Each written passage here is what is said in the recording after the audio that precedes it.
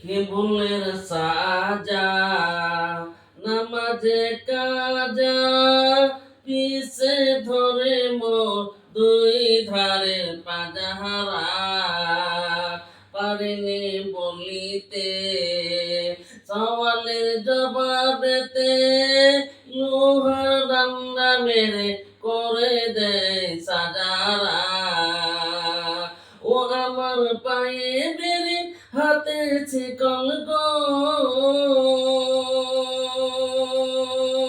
ও আমার পায়ে বেড়ে হাতে ছিকল চারদিকে টেনে ধরে কঠিন ওই কবরে ও গো আমার আল্লাহ থাকবো কেমন আধারে কঠিন ওই কবরে